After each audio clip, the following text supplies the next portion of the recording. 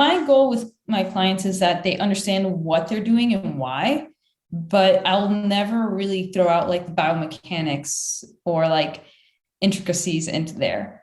Just because a lot of times they don't really care. Most of the time they're there to get healthy, move well. But I do like to tell them why I'm giving them 15 reps versus 5 so that they see what the intent is behind my methodology. What I've noticed is when I give them that information, like, hey, this is why I'm doing this, it gives them a little bit more like motivation, like to execute. Hey, it's Ben Wise, and this is the Fitness Movement.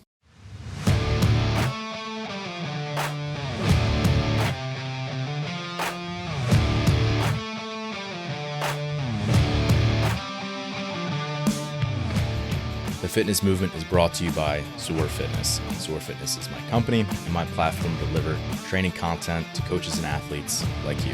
The site has educational resources on everything from program design and exercise physiology to skill progressions and movement breakdowns. And in terms of programming, we have our online training program, The Protocol, and I also offer one-on-one remote coaching.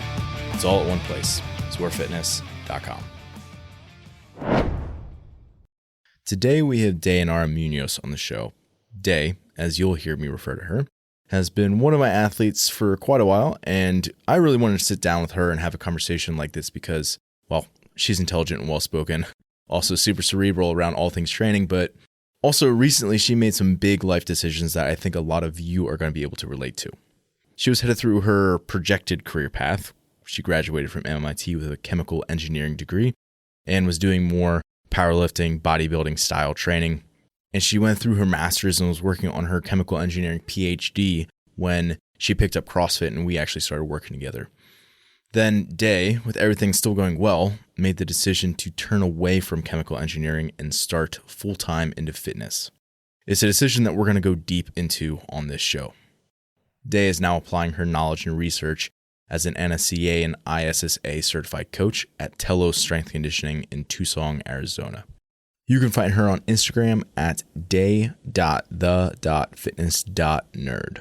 Now, without further ado, let's get into this conversation with former bodybuilder slash powerlifter turned CrossFitter and former chemical engineer turned coach, Dayannara Muñoz. Day, welcome to the show. Thanks for having me, Ben. Absolutely. So first thing I want to ask you about is how you spent your Saturday mornings for maybe the first couple weeks or months of us working together. Yeah, I remember you would send over all those videos. I was new to CrossFit, completely new, barely knew any of the terminology. Most of my training was in the powerlifting or bodybuilding world. So just to grasp all of that information, I would have to go to like a coffee shop and just kind of like study up, kind of like what I would do with school. I would do the same thing, go there and just kind of like listen closely and try to grasp all of that information. Yeah. So for people listening who don't know, I do like, feedback for different athletes, different ways. For you, I was doing like these screen records where basically, have a video of all your training videos on my phone and kind of scrub through and like, go over different technique stuff. But since you were fresh and basically like there's so many new things that you were doing, like those ballooned up so much. So you're basically sitting there with like my voice in your head. I feel bad for you. It was a ton of information. I actually have the notebook I used where I would like write all of the stuff down. That's awesome. So that you take notes. Here. Yeah. Hilarious. So yeah, I mean, when we started together, you're one of the athletes that I'm coaching and, we're still working together. But when we started together, you were completely fresh to CrossFit. Like, I don't think you had like overhead squatted at all. Like, I think literally the first time like you overhead squatted was like when I wrote it for you. And like, there was basically like none of the movements you had really done. Yeah. Like what prompted you to like hire a coach as like, I'm getting into this brand new, completely fresh. Why not like go like the class route? Yeah, I actually I think I always wanted to do CrossFit, didn't know how to approach it. I knew there was a better way. I did go to a local CrossFit gym here, tried out classes, and that We gym did. is yeah. The gym itself is one of like probably one of like the top notch CrossFit gyms I know of. Like the owners are really awesome and all that.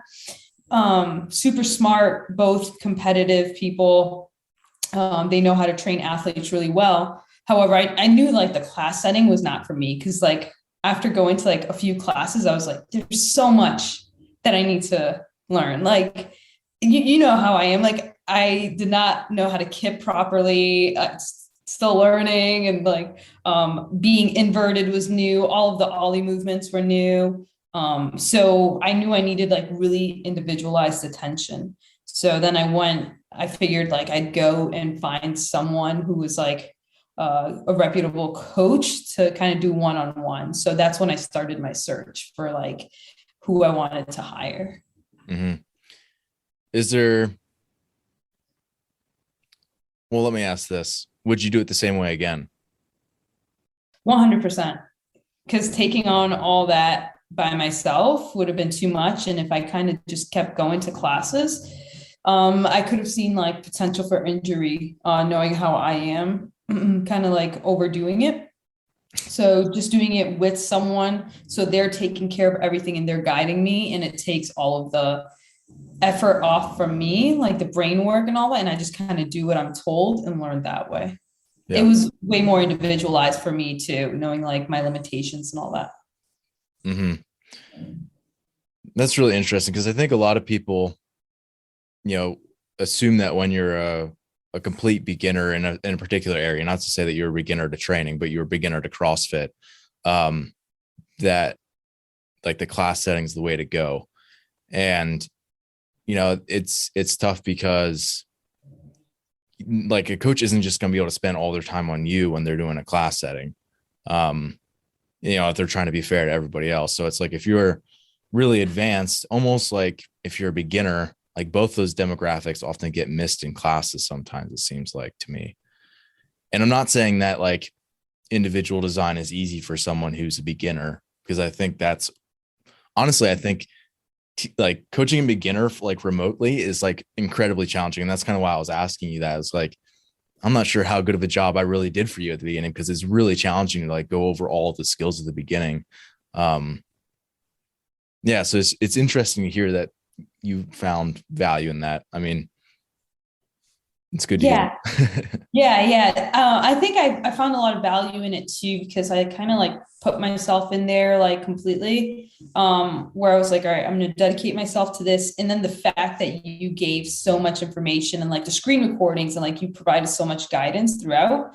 It wasn't like you would just send me like a template or my workout and then just leave me to be for the rest of the week or however long. Like if I had questions throughout, you answered like within the day. Like sometimes you answer like within the minute, which is like hilarious. Like I get like responses right away, and then like guiding me through all of it. I would send you videos like out of nowhere, like this is what it looked like this morning, and you would give you that feedback right away. So I think that's why it worked out so well with me as a beginner, because I think I had like you were so hands-on with it.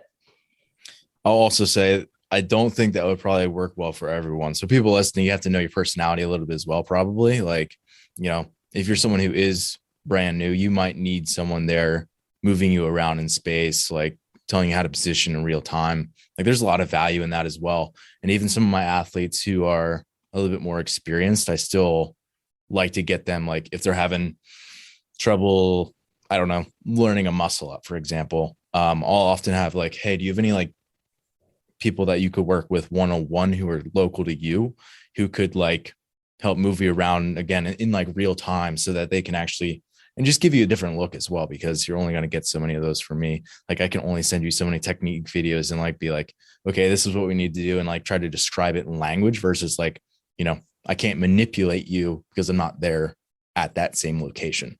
So there's definitely challenges about it. I think you were a unique athlete where it was good for you. So when you were learning all these skills at the beginning, I mean, was that process like frustrating, or did you find like enjoyment in that? It was definitely frustrating. It was both frustrating and enjoyment, right? I think frustrating because I wanted to already be like advanced. Like I already wanted to be a CrossFitter before Right. I like even knew any of the movements. And so I You want to be know able to where I do wanted to be. CrossFit. Yeah. It Yeah, doesn't feel like yeah. you're It's doing more CrossFit when you're like learning all the skills separately. exactly right. And then like I wanted to like RX some like wads and all that, and I wasn't able to. And I like I would get like one movement down. I'm like, cool. And then after like realize how much more I didn't know. So it's like, all Mhm. right, like that was frustrating, but it was also enjoyable too, because it's like, um, I think because I have a training background where like I know where I started with strength training and then where I got to. So I knew it was going to be the same path where it's like I know where I'm starting with CrossFit and I know where I can get to, and I know it's a long path. So at the same time, I found enjoyment just because I had experience in another area. Yeah, that makes sense. Like you can see that like, okay, I clearly was more of a beginner in maybe the bodybuilding space before, and I kind of worked my way up, and it's like, okay, that took time for that growth to happen. So you kind of like relate that to like, okay, Mhm. CrossFit's not exactly the same, but I can imagine that my learning curve is going to take a little bit for me to get to where I want to be, sort of thing. Is that what you're Right. saying? Yeah, Oh, exactly. okay. So let's back up. You know, you started CrossFit, but that's obviously not sort of the start of your athletic journey. Um, Mhm. Describe yourself from high school through overhead squatting that barbell for the first time. What does that period of time look like? Yeah. So high school, I played volleyball for a year. And like not competitively, like I was not good at it. I just played for a year. You know, my school wasn't really that good. Didn't have that great of a team. Other than that, I like never really worked out or did any type of training. So there was no athletic background there. I was more academically inclined, very studious type person. It was towards the end of my senior year, beginning of junior year, where I started strength training, just general resistance training type stuff. That's why I really started to dive into strength training, because I have that like very studious mindset. I started studying a lot about like different like training methods and all that. And so that's where I started dabbling with strength training, kind of got really into it freshman year of college and went, that's uh, what I did for most of my time there. I didn't have any like athletic background. I just really liked strength training. And so I kind of really got into that when I graduated.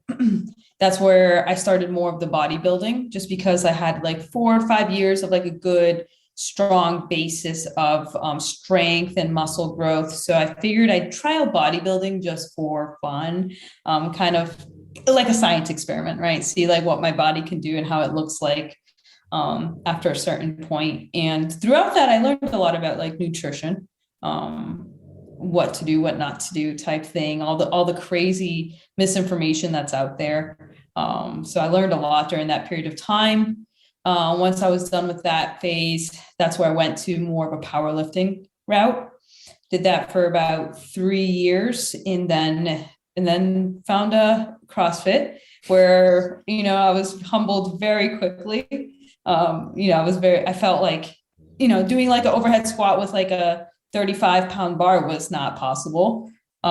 Just doing that whole movement, it was just weird. And so that's where it was like, it was humbling, but it also made me want to get better at it. Yeah.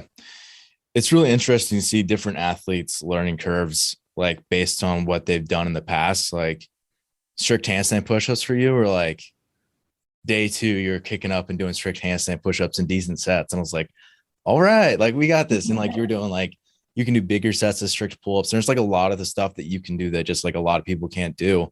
And I think it's just because like you were saying, like the way you started wasn't with like high school sports, which is like what so many athletes have started with. It was like you basically started with strength conditioning and then kind Mhm. of went into more the sports side of things like later on in your career, which is like flip-flopped of what like most average people do, where like they were a high school athlete and then they got out of shape and they're like, oh yeah, I got to get back in shape. So they get into strength conditioning.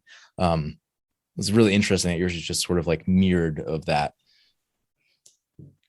Yeah, yeah. And I see that a lot when we try new movements and everything where like my coordination just isn't there. Like I could muscle through something, but then if I'm doing something that requires anything more than an up and down movement, um, that's where things just it'll take a while for my brain and body to process it. Yeah, I mean, there's just, I guess I always kind of like think of athleticism as it just being like your history of things that you can sort of relate to almost. Like, for example, if you can speak 6 languages, it's going to be pretty easy for you to pick up a 7th language because you're going to see like, I don't even know the components of language, but like you'll see all the underlying things that are similar of it. Yeah. Versus like, if you're like me and not bilingual and you try to learn another language, it's going to be really tough for you. So, I think it just comes back to like, what was your background before that? So obviously athleticism is going to help with learning these skills. I mean, is there anything else that you think in particular was either not useful in learning skills, or on the other side of things, like was helpful when you're, again, trying to go through and learn all these different CrossFit skills? Anything that you saw as themes is helpful or unhelpful when you're doing that? Sorry, can you hear my dog snoring in the background? I cannot. Okay, cool. But I have a French bulldog, so he's sitting here and he's snoring pretty loud. So I was kind of nervous he was disrupting it. Do you want to repeat the question or want me to go through?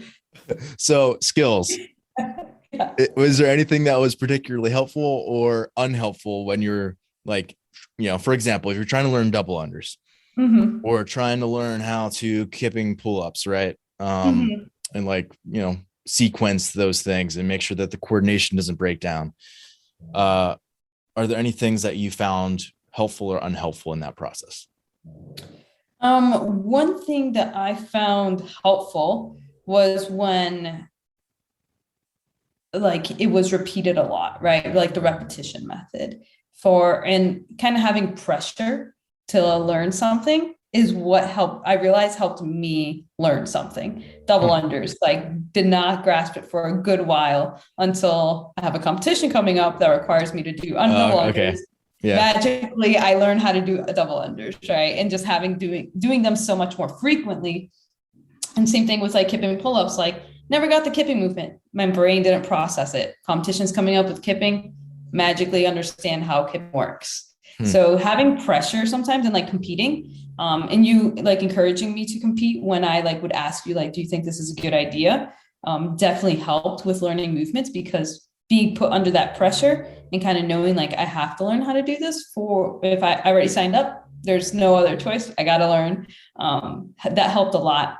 And then just increasing the amount of times doing it, but also knowing to back away, because you noticed it. Like sometimes I would text you and be like, double unders are like the bane of my existence. I never want to look at another jump rope again. And then just having your perspective on it. Like there are days that happens. Yeah. Just like walk away and come back to it later or another day.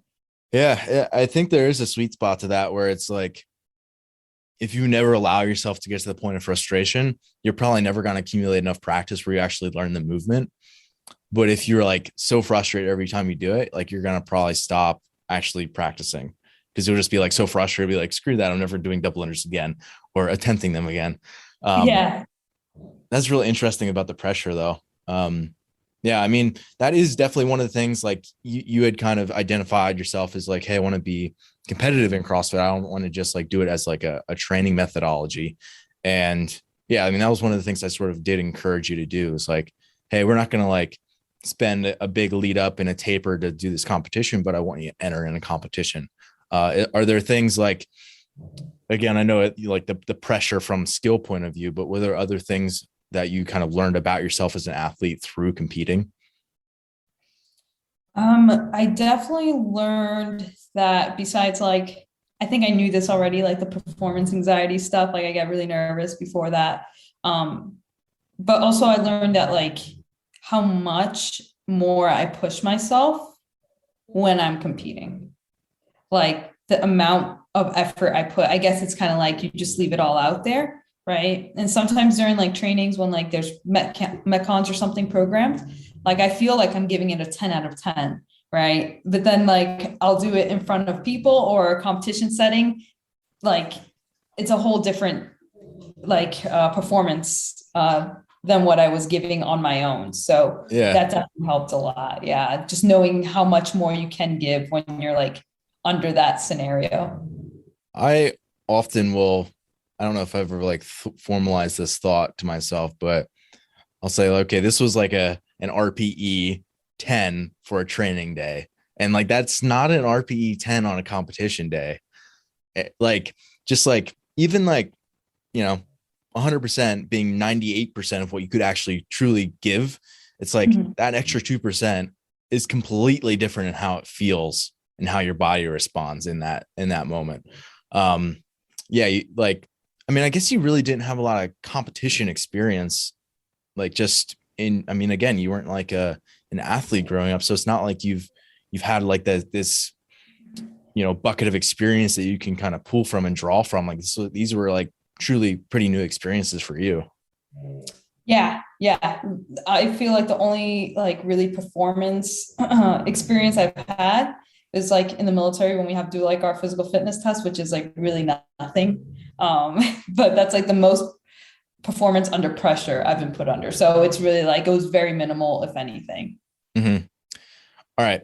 I want to go through your career path a little bit. And again, Yeah. The main reason that I kind of want to do this is because like for you, I think a lot of people are going to be able to relate to you because you're an athlete, you're a coach, and you're having to balance those two things. Like you're full-time into the fitness space. And it's like, you got to figure out how to, be your best self for your clients that you're working with, how to manage, maybe a class schedule and other things, and then also trying to be the best athlete you can be. So before we get there, let's back up. Take me through, again, sort of the same thing, as to what we did with your fitness career, now with like your professional career. Walk us through from like, again, like high school up till now.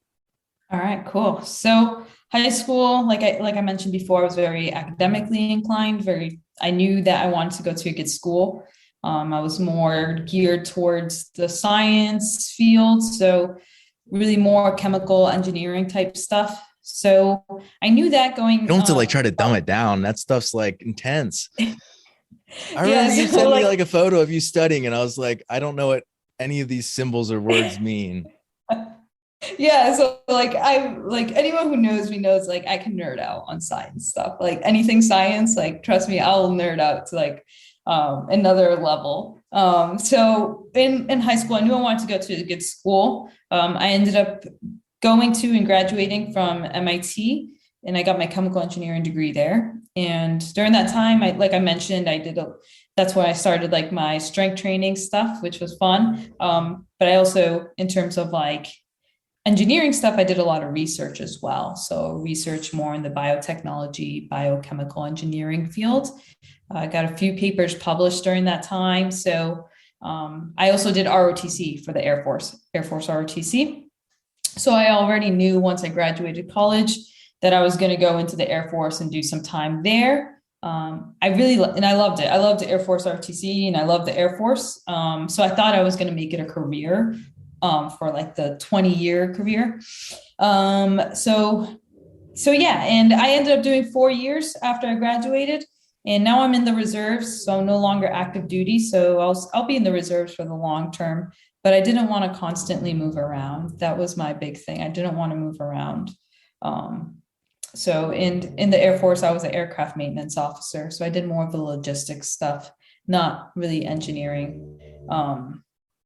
So graduated college, did some time in the Air Force, also got my master's while I was in the Air Force too from Columbia University. So kept up with my academics there. What was that in? Say it again? What was that in? That was actually in like information and knowledge strategy, which is more like product management stuff, which I got that degree in particular because it like I thought the Air Force was going to be my long-term career. And so that would have been really helpful with the career I was in terms Yeah. of like logistics and management planning, all that stuff. So it went hand in hand with that, which is why I chose that degree. And it's super interesting information, but it wasn't engineering. So it wasn't the same as the science. But yeah, so once I got out of the Air Force, I actually went to the U of A, University of Arizona here, to start my PhD program in chemical engineering. And during that time, I realized that I would go, and this was super recent. This was like over the summer.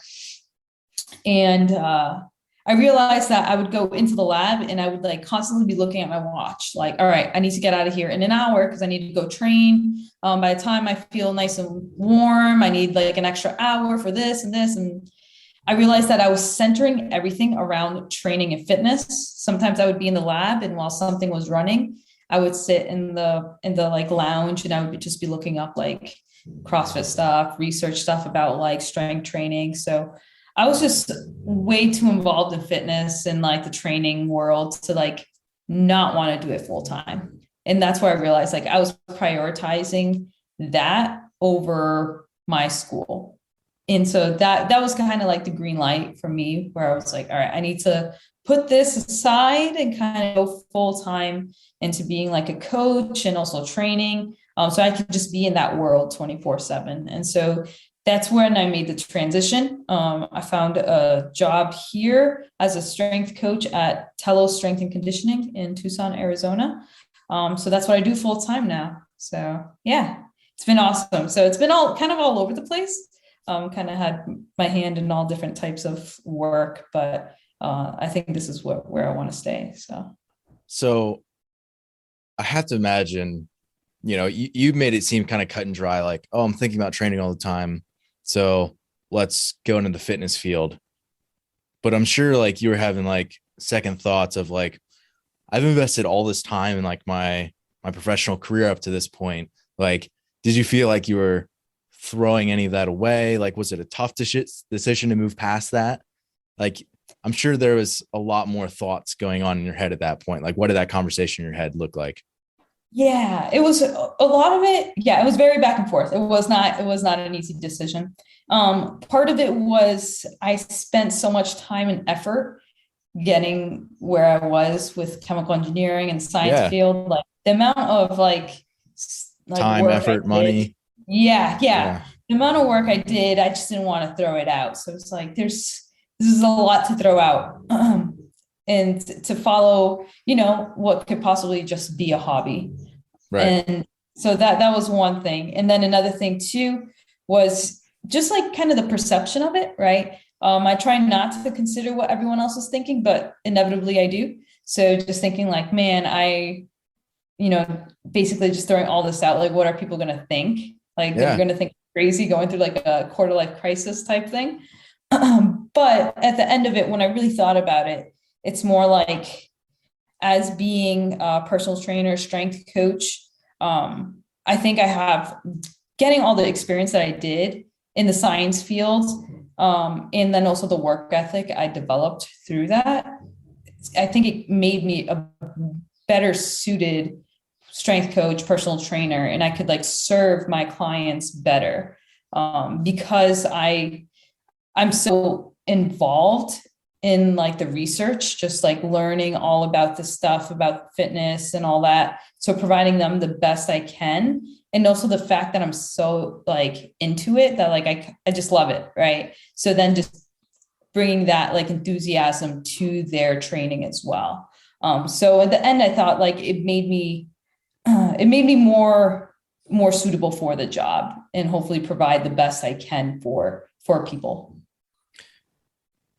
Yeah, I think a lot of people, like thinking about the common themes of you kind of embracing being uncomfortable and like doing competition for the first time as an adult, like for you to kind of step aside, from the career path that you've been taking, knowing that other people are probably being like, what's she doing going away from that? Like, it's like a lot of those things are like really uncomfortable and can put you in a situation where like at least it feels like from your perspective that everyone's eyes would be like looking at you like, what are they doing?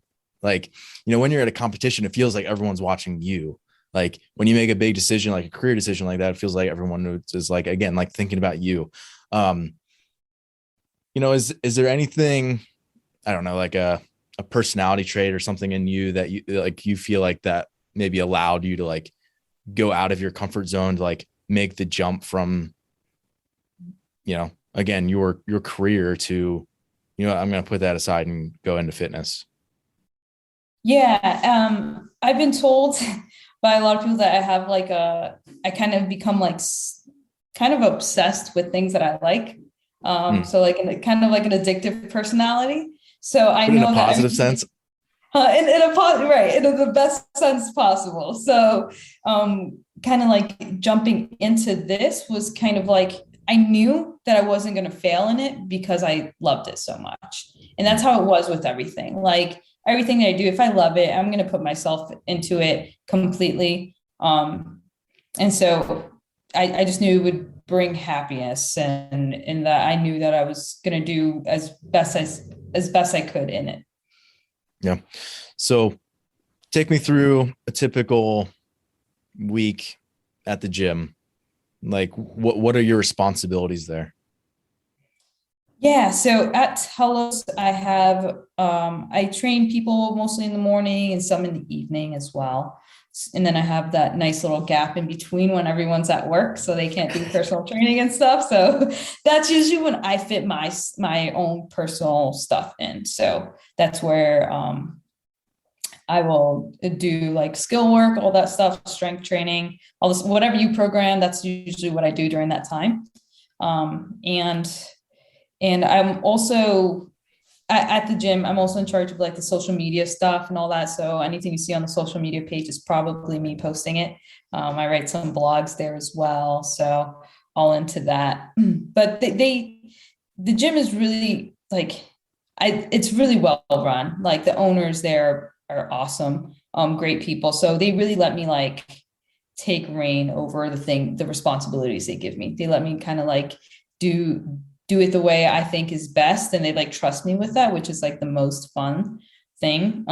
So that's pretty awesome. But yeah, so I spend all my day most of my days like at Telos there. And yeah, train in the morning before my clients, then train clients in the morning, then train in the afternoon, and then do a few more clients in the evening. Yeah. Yeah. So it's a pretty sweet gig. I can't complain. Your mind's either on training other people or training yourself. Yeah, exactly. Which actually kind of is a good segue here. So I was doing my homework, and one of the blogs that you wrote was on the benefits of personal training and coaching. And this is what you said. Quote, coaches are responsible for measuring progress and ensuring that the client is trending in the positive direction. This means that the client's only focus is to perform and execute. I thought that was really good. I had Brian St. Andrews on the show, and he at the time was coaching Matt DeLugos, and he said that performance, or what did he say? Let me make sure I get this quote. Execution is worshipped, is what he said, right? Which is sort of the same idea in my mind. Do you want to like expand upon that at all? And well, let me ask this first, because you're a coach and an athlete. Is it hard to like take off your coaching hat when you're being an athlete so that you can just execute? Yes. Yeah. 100%. It's hard because like sometimes like this is why I also preach like trusting your coach, because I think because I'm like in this field, it's hard for me to trust other people regarding fitness stuff, right? So like there's very select few people who I trust with fitness stuff. Yeah. You obviously being one of them, because you're in charge of like all my training. One of the owners of the gym that I work at, Sean, he's like, I love picking his brain about this stuff too. He was a competitive CrossFitter, has a ton of experience in just anything fitness training stuff. So So yeah, when I train, I have to consciously make that decision to kind of take off that hat and just be like, all right, now I'm just following Ben's plan, what he set out for me to do, and I'm just executing. Because it is hard. Like if I overthink it, I'll start like thinking, for me, personally, I'll be like, I could do more. I could do more. You'll be like, build to an RPE 8. And I'm like, I could build to RPE 9. I feel good today. But like I'll have to stop myself, because if not, like that's where damage is done. Like I could easily damage myself that way. So having you there and just like kind of following that guideline puts me in a good spot. So it is hard to take off that hat, but at the same time, I make a good effort to do that every time. Yeah. That's something that I personally struggle with a lot. Because like you said, like, it's easy, even if you have the best coach in the world, to say like, well, in my current situation, they don't know how I slept last night, or they don't know this or that. And it's like, at that point, you need to be communicating with them, and it's still your fault. Right. So yeah, I mean, that's something that I think is maybe underappreciated in the fitness space, at least in like the people who are like working in fitness and then also being an athlete. Like, even if it's just like in the recreational sense, like you need to understand what things are going to benefit your performance and what things are going to impact you in a negative sense, because you're overanalyzing everything that you're doing. Which is like obviously one of the most challenging things about if you're trying to self-coach yourself, where you're sabotaging the coach that you currently have. It makes it really tough. So, I mean, is there any habits or rituals, behaviors that you go through to try to like create a little bit of a barrier between like, now's my time to train, like kind of step into that box versus like, again, like your coaching box, even though it's like the same physical space and like maybe the same space in your head? Yeah. For me, I write everything out. That's just the way my brain processes things. So that's what I usually do, is like based on like, let's say I'm done with a client at 10 a.m. and I'll take like the next hour to just like either eat or something like that, write out the workout that I have planned, the training that I have planned, and then just kind of sit there, review it, kind of rehearse it in my head real quick, so that I could like meet the intent there. So that kind of just like gets me away from, okay, I just trained someone, to, okay, now I'm the athlete, just like rehearsing it in my head. Super interesting. I've done that before, and I've gotten away from it. And I find that if I can rehearse the things I'm doing in the gym before I actually go to the gym, or, as I'm preparing or writing this all like really easy or something, like if in my mind's eye, I like run through my session and be like, okay, this is what I'm doing. And then this is what I'm going to be doing. And then this is how like the piece I'm going to be doing and how I'm going to be pacing it, that sort of thing. Like my level of engagement and just like you're saying, the intent of the workout is like so much improved. So you like write all your workouts down on paper? Yeah. This little green notebook I have here. Cool. You're not my only client that does that. Do you think that has benefit outside of just getting you focused in like an actual session? Yeah, I do think so. Just writing it down.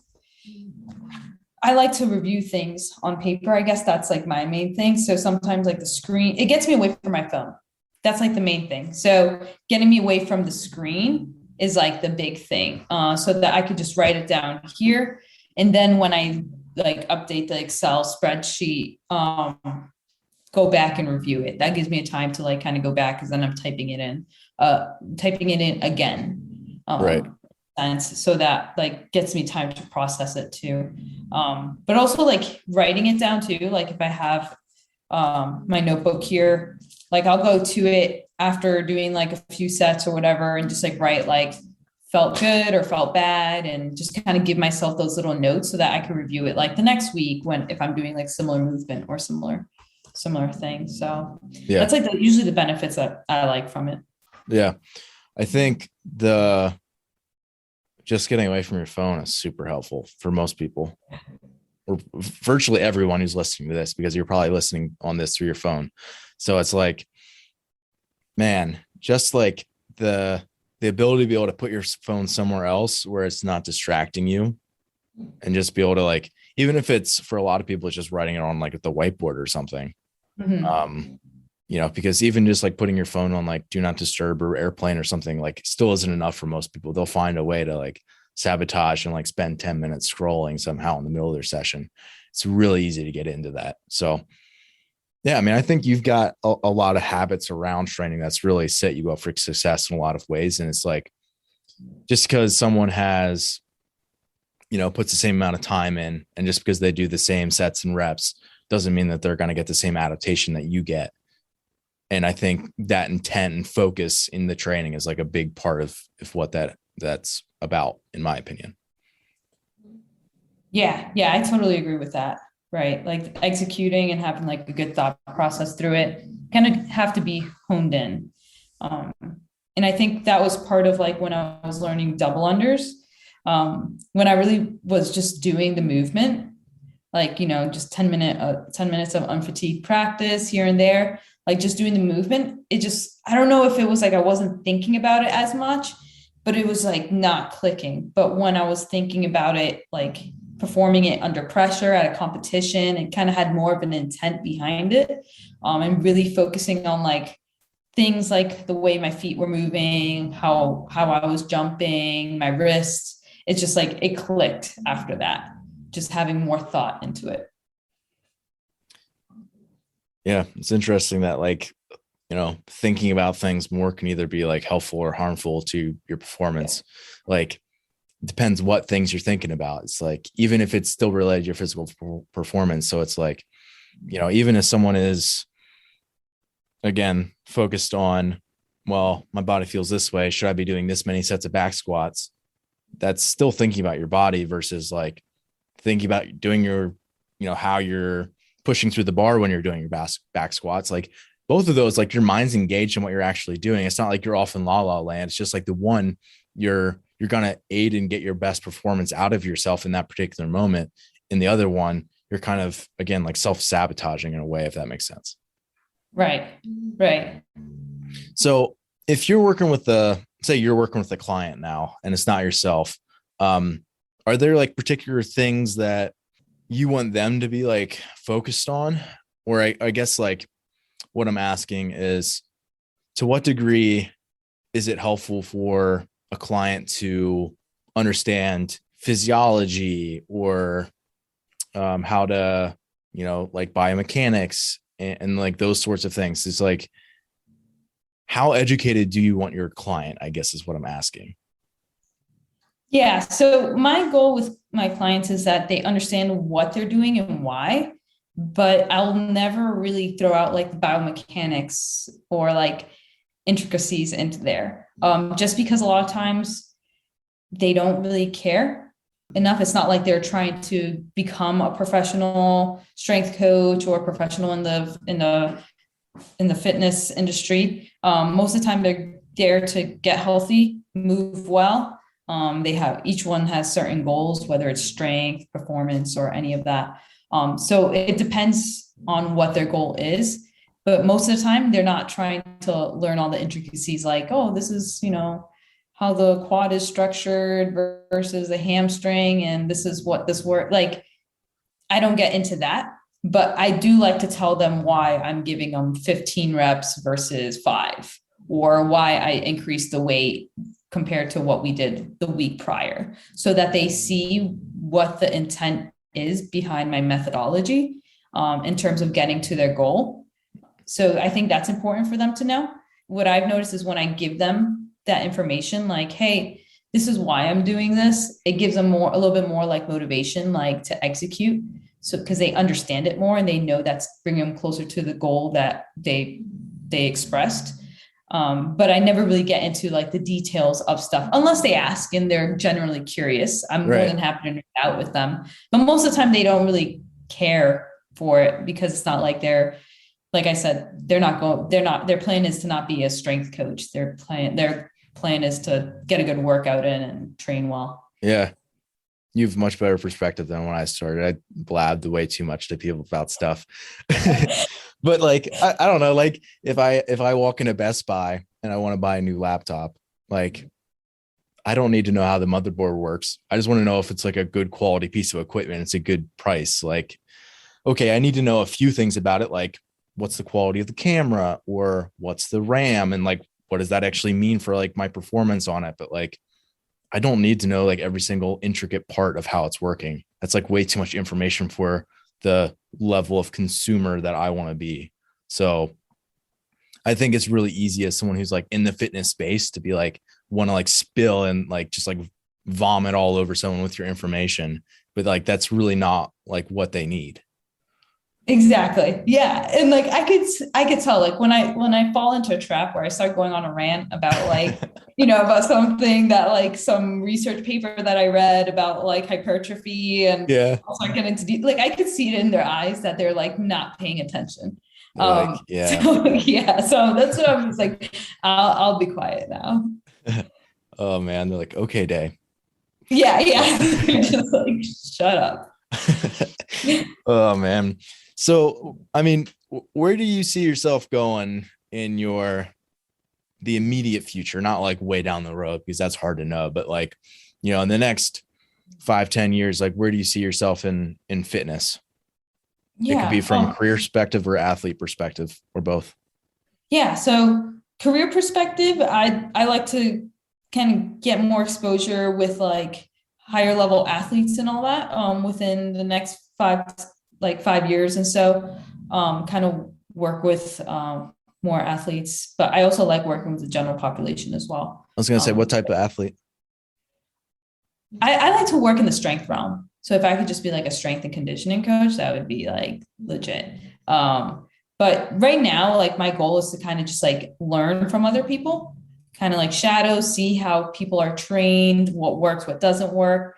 That's like my main goal, just kind of like take it all in. And then see where that takes me. But remaining in the coaching career field is where I want to go. In terms of myself as an athlete, there's so much more that I like need to learn. And I guess that's the exciting part, where it's like, I just want to continue improving, continue being competitive. I'm 28 now. So in 5 years, I'll be 33. I'll be a master's athlete in 7 years. So we'll see like if I could be like a top master's athlete, I'm down. So You're like me. I'm also 28, and I think the same thing. I'm like, oh yeah, 7 years, and I'll be able to finally compete in a master's division. I'm like, yeah. 7 years is a long way away though, but it will probably go quick. Yeah, exactly. And I'm thinking 7 years of like good, consistent training, I could be pretty good, maybe. I just have to like stay focused.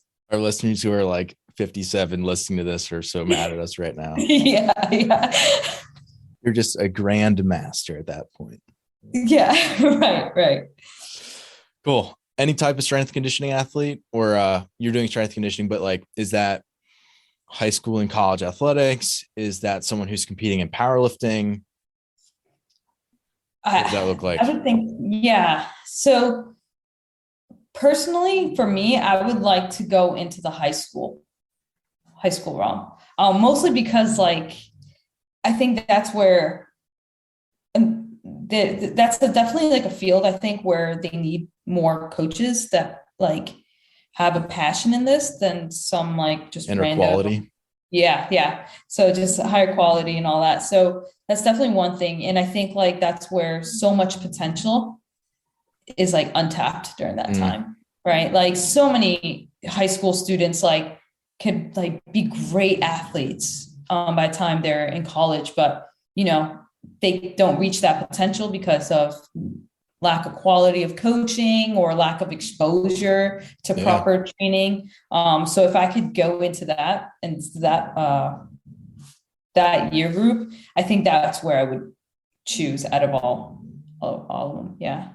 Kids are cool because they're so malleable at that point. Yeah. Like even in high school and college, it's like you don't have to spend that long, doing something to kind of like restructure yourself physically or mentally. Like you're just really plastic at that point. Yeah, it's crazy.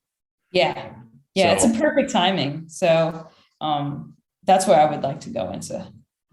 cool. All right, final question for you. Yeah. So say we have somebody listening and they're in a similar situation that you were a couple years ago, where it's like, not even a couple years ago, pretty recently, where they just find themselves like thinking about fitness all the time. They're in some other career right now, and it's like they've been kind of like wanting to make the jump into fitness full time. Maybe they're coaching like part time at a gym or doing, some personal training or something. Do you have any like advice for somebody if they're like trying to, or like figuring out if they're trying to get, make the jump? Basically, they're getting ready to go into fitness full time. Do you have any advice for them? Yeah. My first, like now that I've done it, like I have this whole new perspective where I'm like, follow your passion, do what you love. Like the guy with the sign. Yeah, yeah, exactly. So that's like my perspective now. But like looking at it more realistically, one of my big suggestions is like learning from people who like have a ton of experience, finding those people, finding those mentors. And kind of taking a step-by-step approach. So like if you're doing well professionally, you have to look at things also like realistically, like financially and all that good stuff. So you have, yeah, forget that. So you do have to consider all those things. So like, don't just like jump out of a good job and go work at like some commercial gym with like one client. So the biggest thing I would say is take like a step-by-step approach. Be realistic, come up with a good plan, and take a step approach where like I think I was lucky where I got out of the military, was going to school, so I was already taking like a big jump there. But I was working part-time at a gym too. So because I was working part-time, I got to get a feel of like doing personal training a little bit more often than what I did before. Because I always did it before part-time, but not as often. So this like increased the amount of exposure I had to it. And then from there, just doing it more often, it's kind of like, okay, this is where I belong. This is what I like to do. I got to make more of an informed decision. So finding the right people and creating a good game plan where you could kind of like take that step-by-step approach and be realistic. I think those are like the two big things. I love it. Day, thanks for doing this today. I appreciate you, Ben. Hey, it's Ben again. Thanks for listening today. To be completely honest, it's been really rewarding to have people who listen to the show regularly reach out to me, whether they have a question about training or just to say hey. So if you haven't done that yet, do it. I'm pretty good about getting back to people, and you can feel free to email me, ben@zorfitness.com, or message me on Instagram @zorfitness. And graciously, I've had some people reach out to me and ask how they can support the show. Number one way that you can support the show if you are a regular listener is just by rating the show. Most apps have a platform where you can actually rate it, and on Apple Podcasts, you can write a review as well. This is super helpful in having other coaches and athletes find the podcast, but also just having it grow and for me to continue to want to put out more and more content. Also, I'm going to be posting more full episodes of the Fitness Movement to our YouTube channel. So if you're someone who actually enjoys seeing my face when I talk, you can head over to YouTube and subscribe if you please. And if you're someone who is watching on YouTube, you have the ability to like our videos, but then you can also comment on the video if you have questions about the episode or if you want to suggest a topic for a future episode. And lastly, if you're someone who really does value what we're putting out, I would encourage you to hire a coach. For me, coaching is the bulk of my job, and it's what I believe I do best. So if you're an athlete or a coach looking to up your fitness game, be sure to reach out. You can message me on Instagram @ZorFitness or email me ben@zorfitness.com.